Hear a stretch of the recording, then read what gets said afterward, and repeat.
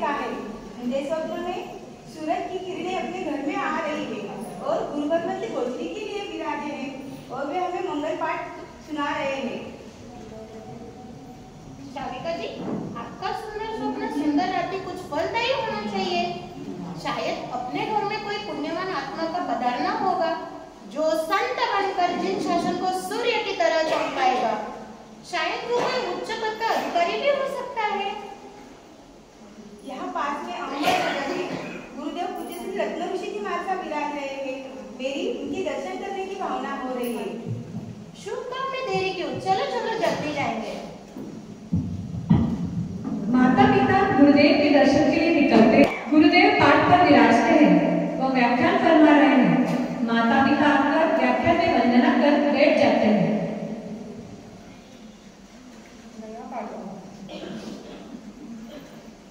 शासन सती श्रवण भगवान महावीर स्वामी के चरणों में कोटि वंदन।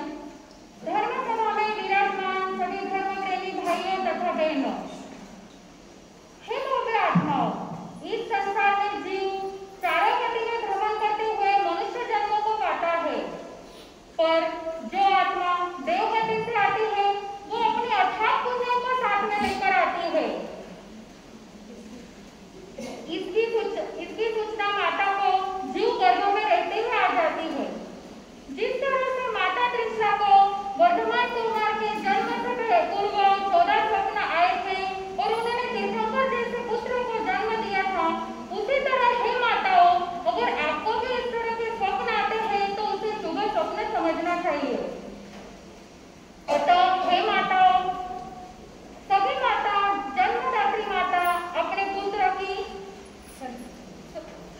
संस्कारदात्री माता होती है और उन्होंने अपने पुत्र को धर्म के संस्कार उसमें सिंचित करना चाहिए। इन्हीं शुभ भावों के साथ मंगल कामना करते हुए ओम शांति। आज के सामुदायिक प्रस्थान और मंगल पाठ। सभी ने भोजन करने से पूर्व 5-5 नौकार मंत्र गिनना और भूल जावे तो 11 नौकार मंत्र गिनना। उपयोग संस्कृतकान तत्व मंत्र कड़ियों ओम करे सत्तारी मंगलम हरिहंता मंगलम सिद्धा मंगलम साहू मंगलम केवली कनता धर्मो मंगलम सत्तारी लोगुत्मा हरिहंता लोगुत्मा सिद्धा लोगुत्मा साहू लोगुत्मा केवली कनता धर्मो लोगुत्मा सत्तारी शरणम प्रवज्जामि अंते शरणम प्रवज्जामि सिद्धि शरणम प्रवज्जामि साहू शरणम प्रवज्जामि केवली कनता धम्मम शरणम प्रवज्जामि। चार शरणा दुर्गति हरना और शरणा नहीं कोई, जो भगे प्राण मान है तो जन्म पद। गुरुदेव के दर्शन से एवं उनकी वाणी से हुलसा देवी एवं देवी चंद जी की प्रसन्नता बढ़ती जा रही थी। वे गुरुदेव को वंदन कर चले जाते हैं। गुरुदेव के कथन अनुसार और पति के स्वप्नार्थ के अनुसार ठीक 9 महीने बाद उनके घर आंगन में किलकारियां गूंज उठती हैं। महाराष्ट्र के अहमदनगर के पास चिंचोड़ी ग्राम में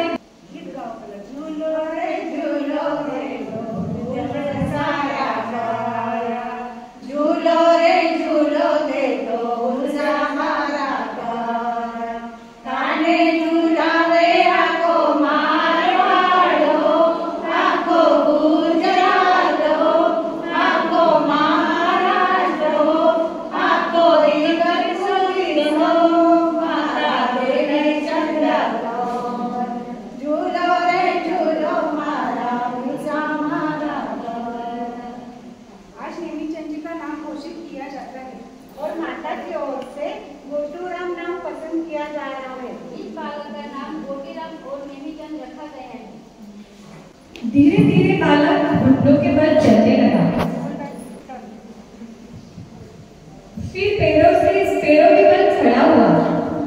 तब उसे विद्यालय में पढ़ाई के लिए भेजा गया।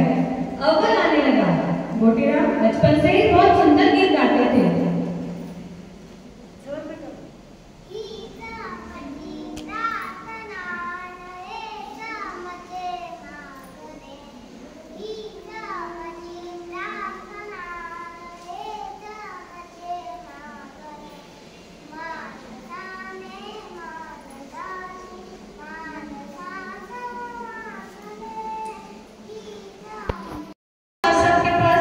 दर्शन के लिए ले जाती हैं। काफी समझाने पर भी वह नहीं मानते हैं।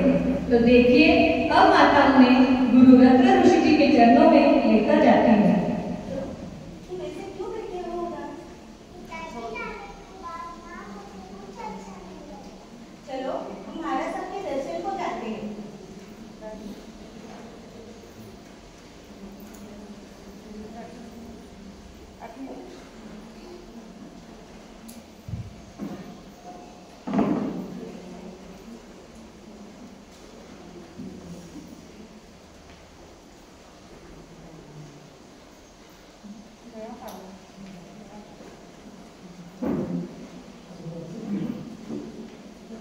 गुरुदेव, यह पुत्र अपने पिता के निधन के बाद बहुत ही उदास रहता है। एक कोने में गुमसुम से बैठकर कुछ सोचते ही रहता है। गुरुदेव, इसके सारे मित्र बाहर खेलते कूदते मौज मस्ती करते, लेकिन ये तो घर में ही बैठता है और उदास ही रहता है। मैं क्या करूं गुरुदेव, आप ही मुझे फरमाओ। बच्चों, क्या बात है? तुम्हारी माता जी ये क्या कह रही है? गुरुदेव, मेरी माता ने मुझे आपके चरणों में लाकर मेरा जीवन धन्य कर दिया है। आपकी कृपा दृष्टि के सिवाय मुझे इस संसार में कुछ भी नजर नहीं आता है। कृपया मेरे शिष्यत्व को स्वीकार करें गुरुदेव। हे बच्चों, आपने जो निर्णय लिया है वो बहुत ही सुंदर है, लेकिन संयम क्या है क्या आप ये जानते हो? पहले संयम को जान लो, फिर संयम लेने के लिए तैयार हो जाओ। जो आज्ञा गुरुदेव।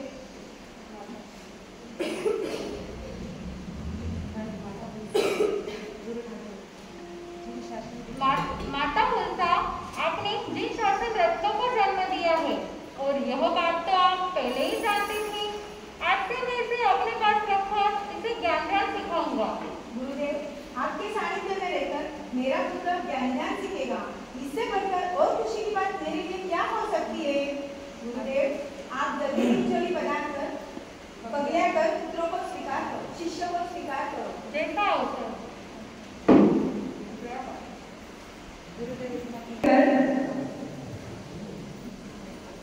उठ जाते हैं। फिर दूसरे दिन सुबह ही विहार करके चिंचोड़ी बजाते हैं। लोग स्वागत करते हैं। बालक नेमीचंद के हृदय में खुशी का समुद्र हिलोरे मारने लगता है। गुरु के सानिध्य में उसे असीम सुख की अनुभूति होने लगती है। एक दिन गुरुदेव भोजपुरी के लिए पधारते हैं।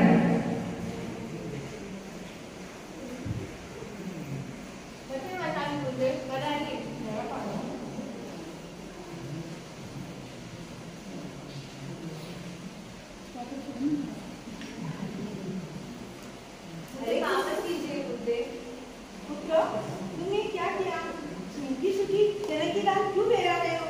यहाँ पूरन पोली इतने सारी मिठाइयाँ हैं, उसमें से पहले कुछ बेरा लेना। माता, आप घबराइए नहीं। आपके पुत्र ने जो मुझे कहराया है वो बहुत ही अनमोल है।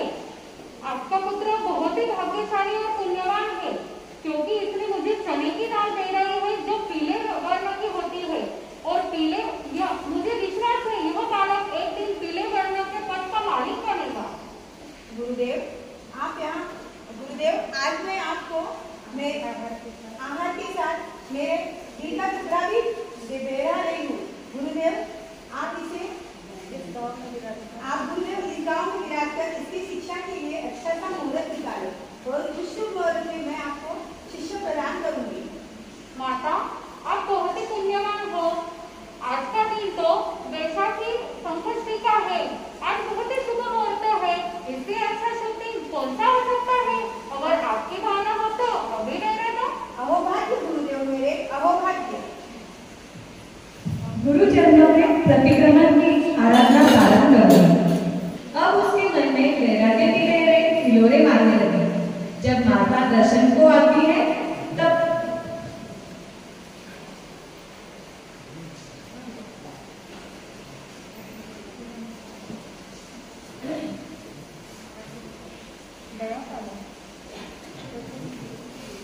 राधिका जी देखो, आपका पुत्र आपकी भावना के अनुसार ज्ञान ध्यान और जप तक सीख रहा है। अब तो आप खुश है ना? माता जी, मेरे गुरुदेव के व्याख्यान माले में केवलता कुमार आदि बाल संतों की कहानी सुनिए। इनकी कहानी सुनकर आदिमुक्त कुमार, मेघ कुमार, खावच्च कुमार, इन सबकी कहानी सुनकर अब मेरी भी आत्मा संयम लेना चाहती है। मुझे इस संसार में कोई रस नहीं है। आप आज पधारी है तो कृपया मुझे दीक्षा की आज्ञा दीजिए। गुरुदेव, यह बात क्या कह रहा है?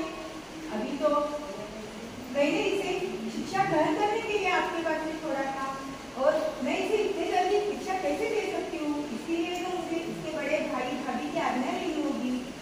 मेरी ओर से तो इसकी परीक्षा हो चुकी है। इसकी आत्मा में संयम साधना मिष्ट बन चुकी है, और फिर भी यह बालक संयम मार्ग को खूब बखूबी से निभाएगा। पर फिर भी आप गृहस्थ हो, आपको परिवार जन की आज्ञा लेना जरूरी है। गुरुदेव, मैं आपकी सानिध्य के बिना एक क्षण भी नहीं रह पाऊंगा। गुरुदेव, ये तो मेरी जन्मदात्री माता है, किंतु आप तो मेरे जीवन निर्माता हो। गुरुदेव, थोड़े दिन के लिए मैं इसे घर लेके जाना चाहती हूँ। जैसे आपकी इच्छा। माता, मैं घर नहीं आना चाहता हूँ। मैं गुरुदेव के सानिध्य में ही रहना चाहता हूँ। गुरुदेव, मैं इसे थोड़े दिन के लिए घर पे, बेटा तुम्हें थोड़ी देर के लिए घर पे आना होगा, और फिर थोड़े दिन बाद मैं तुम्हें गुरुदेव के सानिध्य में समर्पित करूंगी। अगर तुम्हें दीक्षा लेना ही है तो घर आना ही होगा, वरना मैं तुम्हें दीक्षा की आज्ञा नहीं दूंगी। और गुरु की आज्ञा ही सबसे श्रेष्ठ होती है, और तुम गुरु की आज्ञा नहीं पालोगे तो तुम गुरु के शिष्य कैसे कहलाओगे? माता, मेरे गुरु की आज्ञा, माता की आज्ञा और परमात्मा की आज्ञा को ही मेरा जीवन बनाया है। लेकिन मैं इस संसार में, मुझे अभी कोई रस नहीं है। मुझे दीक्षा लेनी है। गुरुदेव की आज्ञा के अनुसार मैं आपके साथ चलने के लिए तैयार हूँ, लेकिन अगर मैं आपके साथ चला तो आप मुझे शीघ्र दीक्षा की अनुमति देकर गुरु चरणों में समर्पित करोगे ना? गुरुदेव, आपके शिष्य ने आपकी बात मान ली। आप भी जल्दी से खिचड़ी पगलिया कर शिष्य को इच्छा पूर्ण करें। आपके शिष्य की इच्छा पूर्ण करें। सुनो मेरा भव्य आत्मा, माता के साथ परिवार के साथ जा रहे हो, पर अपना ज्ञान समय पर पूर्ण करना। यहाँ का चातुर्मास पूर्ण कर अहमदनगर की ओर जाने के विचार है। आप भी परिवार को लेकर वहाँ पर अवश्य पधारें। वंदना कर दोनों घर की ओर प्रस्थान करते हैं। रास्ते में माता समझाती है कि तुम्हें दीक्षा की जिद नहीं करनी है, परिवार कहेगा वही बात माननी पड़ेगी। उधर गुरुदेव का अहमदनगर विहार हो जाता है। माता पुत्र घर में देखो, मैं नेमीचंद को ले आई घर। अब आप इसकी हर इच्छा पूरी करना। पिताजी के जाने के बाद इसका ख्याल रखना आपकी जिम्मेदारी है। इसकी हर इच्छा पूरी करना। हाँ माता जी, आप चिंता मत करो। गोविंदा, तुमने 4 महीने गुरु चरणों में ध्यान सीख लिया, और तब तक भी अपने शरीर को इतना दुर्बल बना लिया। नहीं भैया, ऐसी कोई बात नहीं है। अच्छा, अब तो आराम कर। हम दोनों कल सुबह दुकान खोलने जाएंगे। नहीं भैया, मुझे इस संसार में कोई रस नहीं है। आप तो मेरे मन की भावना जानते हो। मुझे दीक्षा लेनी है। मैं दुकान नहीं संभालूंगा। आप पिता तुल्य है। मुझे जल्द से जल्द दीक्षा की अनुमति देकर अपनी जिम्मेदारियों से मुक्त हो जाइए। अभी तो कुछ छोटा है। तुम्हें जैसे 4 महीने गुरु चरणों में ज्ञान सीखा, वैसे 4 महीने अपने पिता की गाड़ी संभालो, दुकान पर बैठो, फिर तुम ही समझ जाओगे कि असली सुख किसमें है। हरगिज नहीं। मैंने माता जी से पहले ही कह दिया था, मुझे संसार के कोई भी कामों में कोई रस नहीं है। मैं दुकान नहीं संभालूंगा। मैं तो सिर्फ दीक्षा की अनुमति लेने के लिए घर आया था। अरे भैया जी, ये मैं क्या सुन रही हूँ? तो जब से आए वो तब से दीक्षा एक ही है लगाए हो। अभी क्या उम्र है दीक्षा लेने की?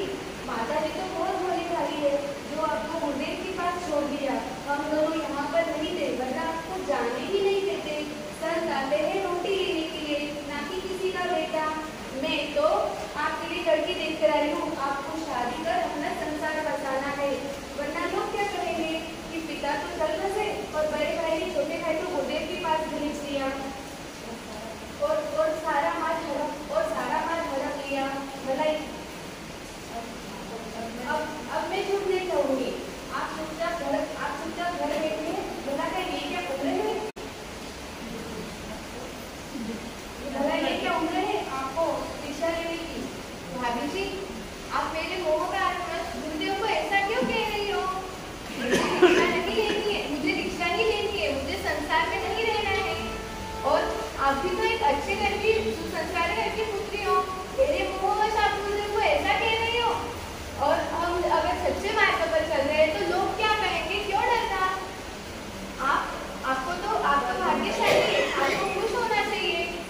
आप ही तो हैं जो मुझे पुत्रवत रूप में, पुत्र रूप में, मुनि रूप में सजाओगी, मेरा लाडकोट पूरा कर मुझे गुरु चरणों में समर्पित करोगे। आप तो बहुत भाग्यशाली है, कृपया अनजान मत दीजिए। ठीक है भैया, यदि आप चाहते हो तो मैं आपको अंदर नहीं दूंगी। यदि कोई रोकेगा तो मैं उनको समझा बुझाकर आपको शिक्षा की आज्ञा दिलाऊंगी और मुझे परिवार के दीपक को ज्ञान की जोत में जोत दिलाऊंगी। अरे ये क्या कह रही हो तुम? अरे अभी आप पूछ मत करिए, आप इसको पूछ मत करना। मुझे अहमदनगर जाना है। आप चाचा चाची, मामा मामी, मासी, बुआ जी सबको जाकर निमंत्रण दीजिए और संत पति जी को भी बोलिए कि हमें कल अहमदनगर जाके शिक्षा की विनती करनी है। सभी पारिवारिक जनों को बुलाया जाता है, संपत्ति को भी आमंत्रित किया जाता है और सारी हकीकत बताई जाती है। संपत्ति भी प्रसन्न हो जाते हैं। सभी लोग साथ मिलकर अहमदनगर जाने की तैयारी करते हैं।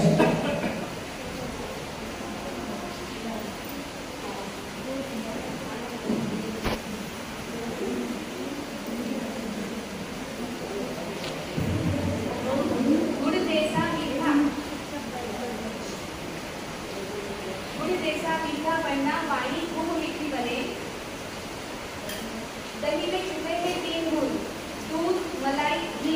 मलाई जैसा दूध जैसा निर्मल, मलाई जैसा मुलायम, भव्य जीवों की आत्मा को मुलायम बनाने वाला, घी जैसा शक्तिशाली, अपने जीवन को तप और ज्ञान में प्रभावशील बनाना। क्या बात है, सिंचोरी संगम परिवार भी सामने आ गया। बालक देवी जन का मन मयूर नाच उठता है। वैराग्य विकरण के उनकी प्रसन्नता के अथाह सागर में ले जाते हैं। सभी उत्साहपूर्वक अहमदनगर जाते हैं और गुरु रत्न ऋषि की महाराज साहब की जय जयकार लगाते हैं। गुरुदेव 4-5 भाइयों के साथ बैठे हुए हैं जो मिली संघ से आए हुए हैं। गुरुदेव, आप तो ज्ञानी हैं, मन की बात तो जान ही गए हैं। पर खुशी के साथ स्वर्गीय धर्मनिष्ठ स्वर्गीय देवी चंद जी और माता मुद्दा बताया। गुरुदेव, आप तो ज्ञानी हैं, मन की बात तो जान ही गए हैं। बड़ी खुशी के साथ स्वर्गीय धर्मनिष्ठ स्वर्गीय देवी चंद जी और माता मुद्दा बताया। मेरा परिवार का दीपक आपके चरणों में भिक्षा लेना चाहता है। परिवारजन और सभी जन उसका संसार का प्रलोभन देखकर उसकी परीक्षा तो कर ही चुके हैं। हमारी हार और आपकी जीत हो गई गुरुदेव।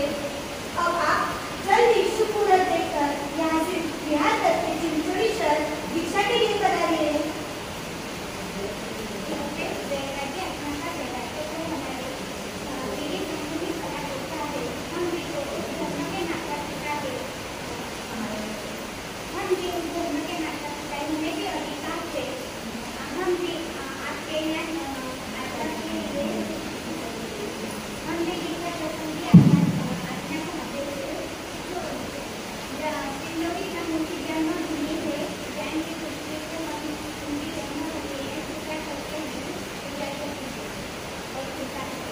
दोनों संघ तो मेरे लिए दो आंखों के समान है। अब आप दोनों मिलकर ही तय कर लो कि इनकी दीक्षा कौन से क्षेत्र में करनी है। वैसे दोनों ही संघों के अध्यक्ष बहुत समझदार है। दोनों संघ मिलते हैं और मिली संघ में दीक्षा तय होती है। गुरुदेव के पास आते हुए कहते हैं, गुरुदेव, हमने विचार विनिमय करके सोचा है कि दीक्षा मिली शहर में हो जाए तो विक्रम संवत 1973 मार्च 9 को मिली क्षेत्र में दीक्षा तय हुई है। उस नक्षत्र के दिन मिली क्षेत्र में दीक्षा होगी और 8 मार्च में बहुत ऋषि जी, विनय ऋषि जी महाराज आदि संत है, उनको भी दीक्षा के लिए आमंत्रित कर लेना। और मनवार में भी ग्राम कुमार के आदि 16 सतिया विराजमान है, उनको भी पधारने की विनती कर लेना। गुरुदेव, देवी चंद जी की दीक्षा का पूरा खर्च मैं लेकर उनके गर्भ के माता पिता बनने की कामना करता हूँ और वैसे भी उनका संसारी मामा जो हो और मेरी मीरा उनका नाम यहाँ ले और अपने वांझे पर महाप्रसाद का पूरा लाभ लेकर मैं पूरा लाभ ले सकूं तो मुझे आपकी बात है।